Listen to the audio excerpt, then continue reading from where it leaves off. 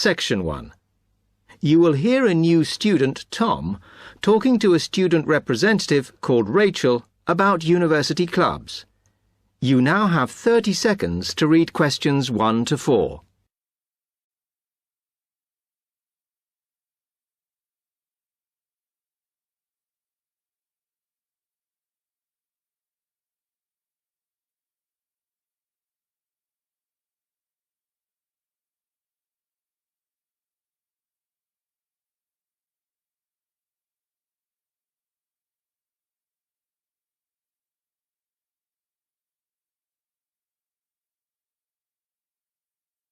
Hi, welcome to Freshers Week.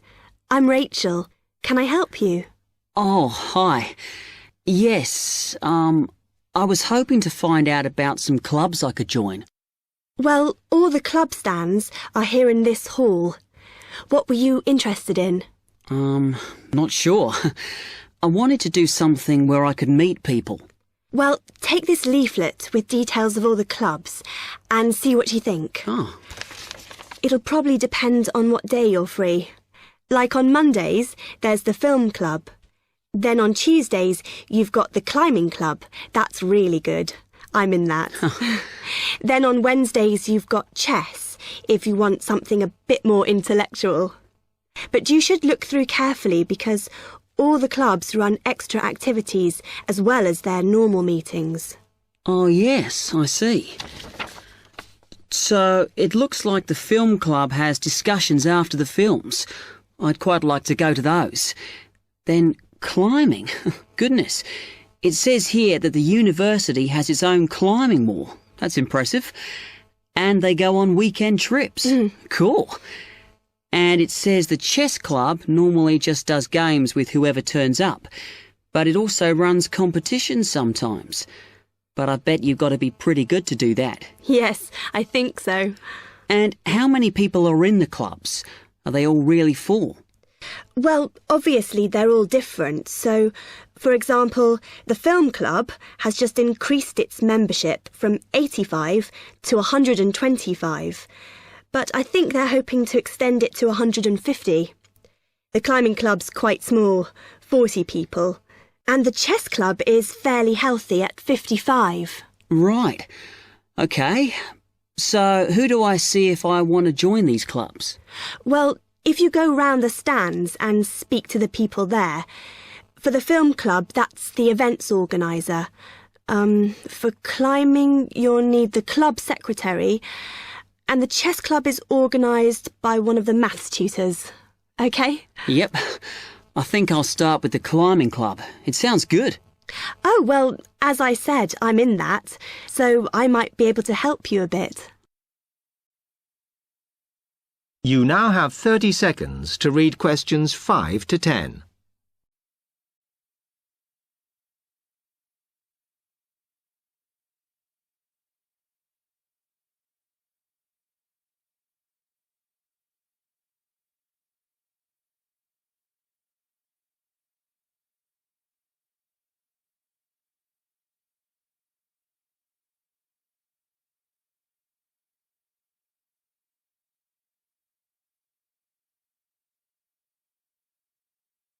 OK. It says in the leaflet that they get together twice a month. Is that right? Yes. Oh, you must join. It's really good fun. We go away quite a bit to North Wales.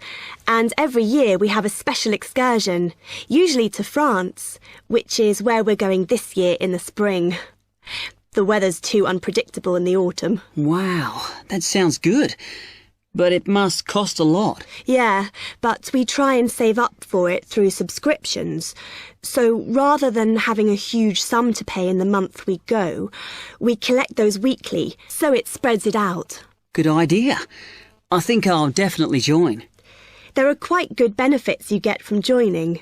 I mean, you need that, don't you? And the university clubs normally try and do deals with local businesses, so it's really worth joining.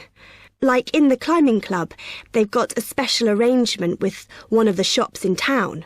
So if you show your card, you can get money off equipment. Don't think the discount extends to clothes, though.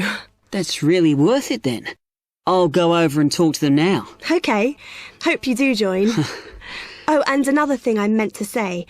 If you do become a member, you automatically receive a magazine once a year. It's quite useful and interesting because it goes out to all the national climbing clubs. And the other thing is, if you come to every session, then you can get a complimentary ticket to the big exhibition that's held in Cardiff every year. So, hope to see you. Yeah, well, thanks a lot for your help. That is the end of section 1. You will now have half a minute to check your answers. Section 2. You will hear an accommodation officer telling students about different halls of residence. You now have 30 seconds to read questions 11 to 15.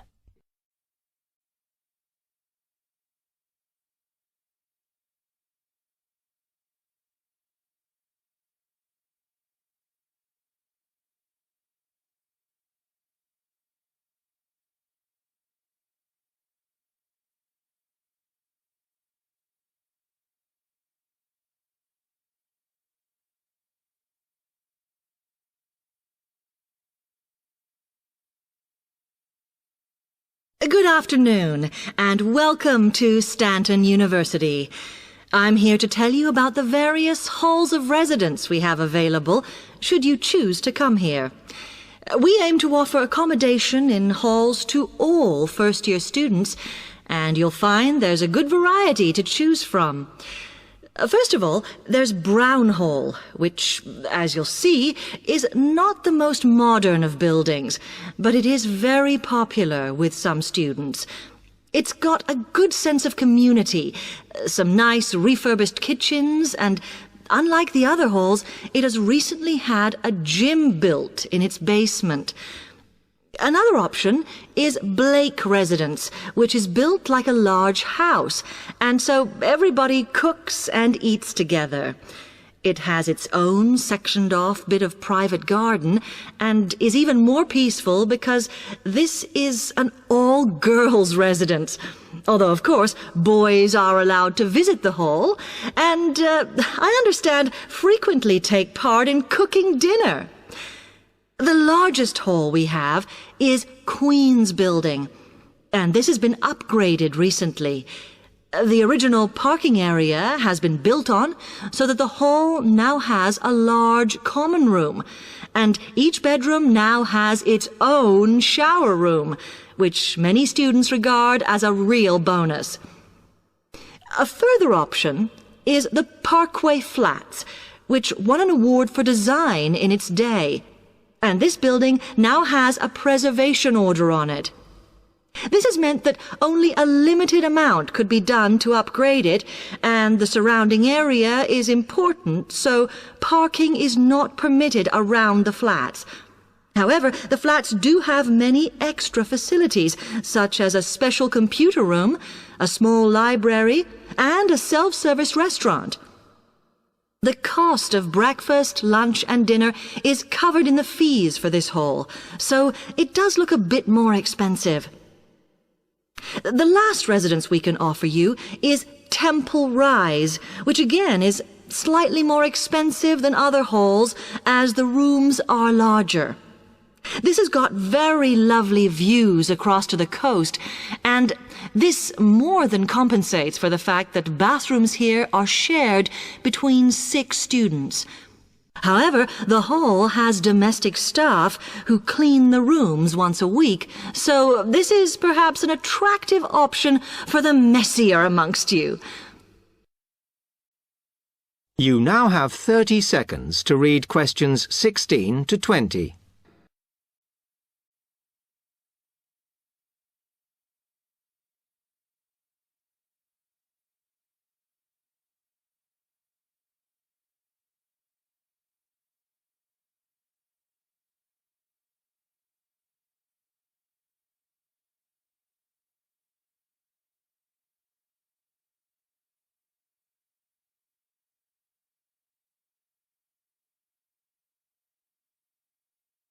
Now, if I can just show on this wall map here where they all are, you might like to go and have a look round. if you come into the main university entrance, at the first junction, you'll find that Brown Hall is on the corner opposite the theatre. So you're nice and near the station here, though I think it can get a bit noisy with traffic. The same applies to Blake Residence, which is directly facing the junction to the university entrance. These halls are often used by medical students and such like, as they're out all day, so don't notice the noise. Anyway, if you then walk along Campus Road towards the main circle, you'll see the library on the corner, and Queen's Building is just past that as you head north. You will find that it is quieter here, and you may get fewer visitors. By the way, the circle is quite a feature of the campus, as it's set into the hills and has a brand new sports center in the middle. It's worth going to look around it. Now, the Parkway Flats are on the opposite corner to the library, facing the circle, as you head towards the main buildings. The main buildings are only about a 5-minute walk from here, and places in these halls go quickly, so my advice is to reserve your place as soon as possible. Then Temple Rise is inside the circle, next to the sports center, but further from the main university buildings. Now, if you'd like to go off and physically look... That is the end of Section 2. You will now have half a minute to check your answers. Section 3. You will hear two students, Jenna and Marco, discussing a business studies project they have to do. You now have 15 seconds to read questions 21 to 24.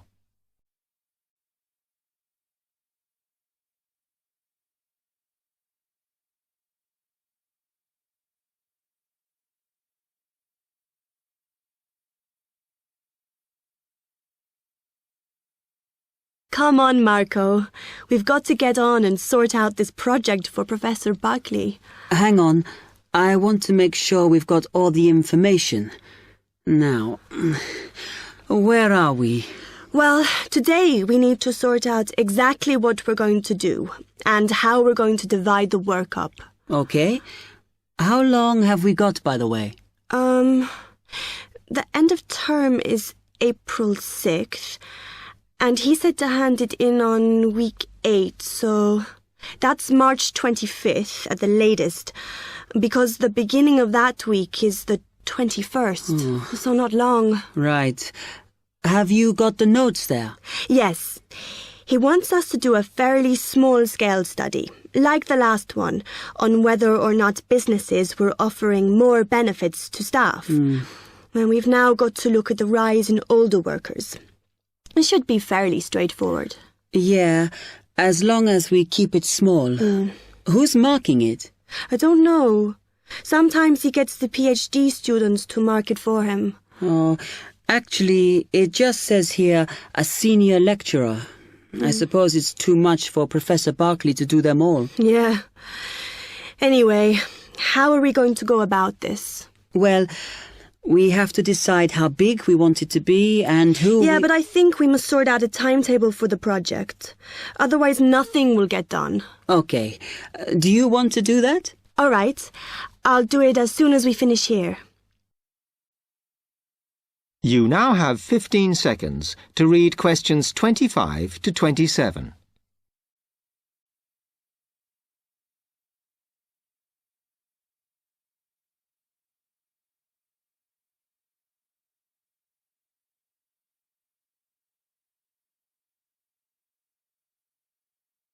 Okay, what do we have to do now for the project?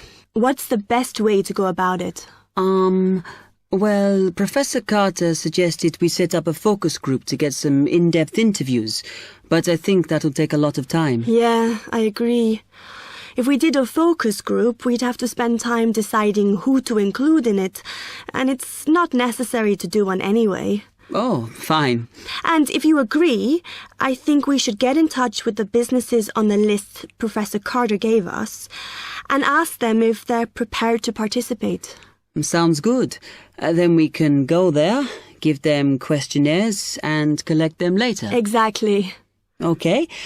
Then do we need to book one of those study rooms in the library so we can work together to input the data? Perhaps not, as I guess just one of us could just sort it out actually. Yes, that would be easier.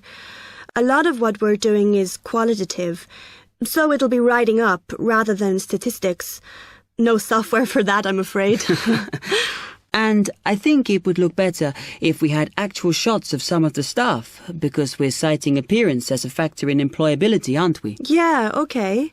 I'll factor that all in when I sort everything out tonight. You now have 30 seconds to read questions 28 to 30.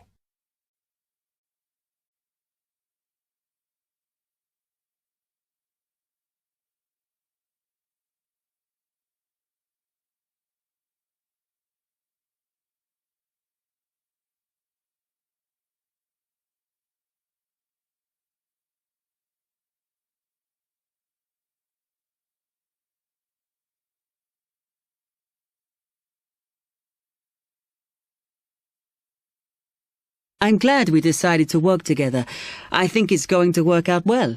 Yes, well, given that we had to work in pairs on this project, I think we were right to choose each other. We complement each other academically, as we're each good at what the other isn't. In fact, we should have tried working together before. Yes. Now, how shall we split the work? I'll do the analysis, shall I? Oh, okay. It's just that it might be faster, because I'm used to doing it. Although your English is better than mine. I need more practice at reading, really. Okay, I'll do the presentation then, if that's okay with you. Yeah, sure. I don't mind speaking in public, but I hate preparing all the notes for them. The thing is, the tutor said one person should do the whole presentation, and he said he expects me to do it because I haven't done one yet. No, that's fine. Now, let's see. That is the end of section 3. You will now have half a minute to check your answers. Section 4. You will hear a media studies tutor giving a lecture about news sources. You now have 30 seconds to read questions 31 to 35.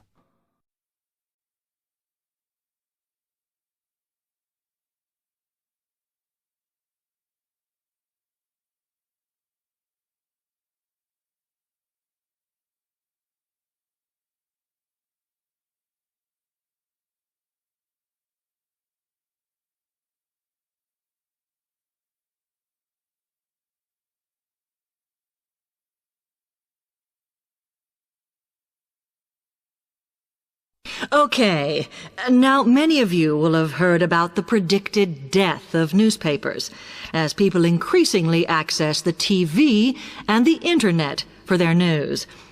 Today, I want to look at the USA, which has very advanced news sources, to see if this is actually true. In the USA, the main news sources without doubt are TV, the Internet, and the press. That is, traditional newspapers. And although they are each surviving and growing, they are also changing. Obviously, TV news has been around for a while, and the early evening bulletins, when people get in from work, are very popular. I suppose we traditionally think of the morning newspaper arriving on our doorstep with the daily news. Interestingly, this is not borne out by the statistics, which show that readership in the U.S. is much higher when people have time to relax, when they're not working, especially on Sundays. The Internet is also a popular weekend activity, but shows no variation with weekday access. So people are using the different sources in different ways. Interestingly, local radio has been hit less by the grip of quite strong local newspapers than by the Internet, which is seen to offer a better regional service. But just because the Internet is seen as the new force in news media does not mean it is dominant. Television has, of course, been global for a while. But now technological changes, which have fueled the rise of online news, have also allowed newspapers to print and distribute editions across the world. In fact, Internet news, which is seen as the big competitor for traditional markets, does not offer that much variety. Often, the sources are the online versions of the newspapers, whereas television, in order to offer something different, has had to come up with a much more mixed bag of reporting, from hard news to light reports on celebrity events. Another issue is reliability. The Internet is virtually unregulated, so anything can be reported there, whether true or not. Journalists on newspapers have fought a long, hard battle to fight intervention and to retain the freedom of the press. Television, however, is seen as critical to political power and has become subject to harsh controls about what it can or cannot say. You now have 30 seconds to read questions 36 to 40.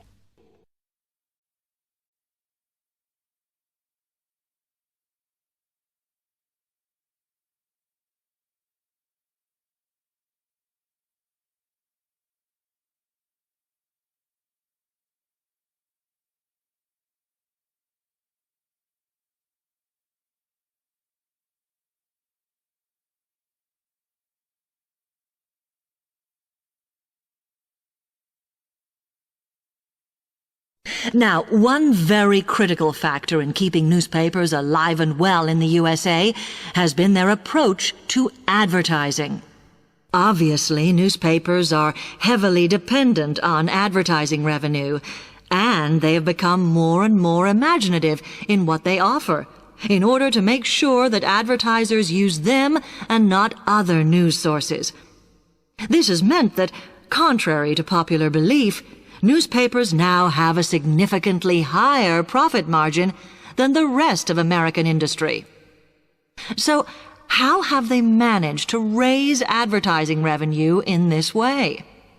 Well, they have put a lot of effort into developing and maintaining a very strong association with the retail trade. And they've come up with a winner. A critical tool in their sales plan has been suggesting that the adverts they run can have vouchers. This has been enormously effective because they have found that not only do more people buy the paper to get the discounts, but also that this inevitably means much higher sales for the clients who advertised. As well as doing this, the newspapers have also introduced aggressive sales campaigns over the last few years. This has resulted in a significant and continuing rise in the number of advertisers prepared to pay the extra for full-page ads. So, what I would like to move on to... That is the end of section 4. You will now have half a minute to check your answers.